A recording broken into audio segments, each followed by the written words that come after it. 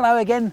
At the start of a new year, it's always fun to make some travel plans for the coming 12 months, but the beginning of 2020 gives an excuse to extend that horizon for a full decade.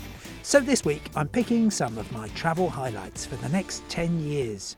2020, of course, is an Olympic year, and Tokyo picks up the baton from Rio.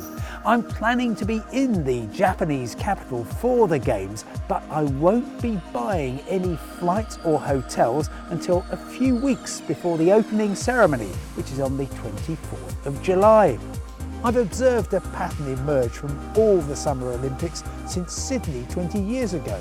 Initially, prices are high, but as the extravaganza approaches, it becomes clear that supply is outstripping demand and rates begin to fall.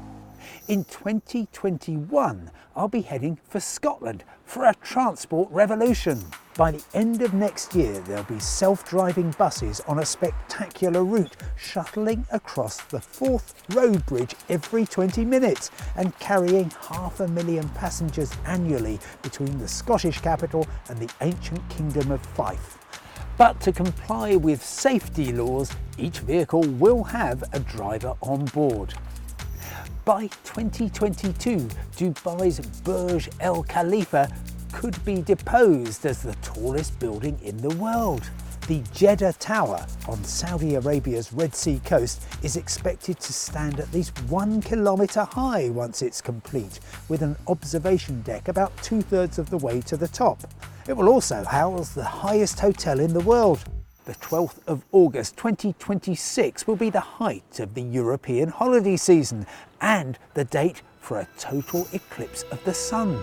The stripe of darkness will traverse the Spanish cities of Bilbao, Zaragoza and Valencia before arriving here on the island of Mallorca.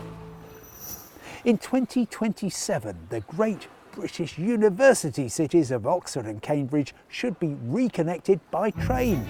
60 years after the old railway line was ripped up, they'll be barely an hour apart. Currently, the journey by bus or connecting trains takes at least twice as long.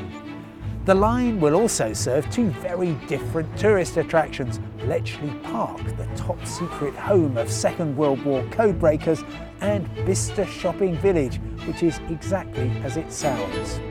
And 2030?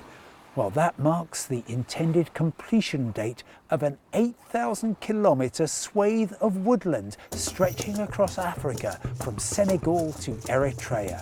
The Great Green Wall project aims to transform the Sahel, the region to the south of the Sahara Desert, and build local resilience to climate change.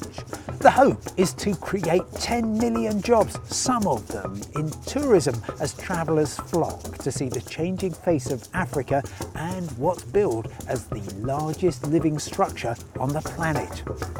Right, that's it for now, but keep your questions coming. You can contact us on any of our social media accounts, and I'll do my very best to help. See you next time.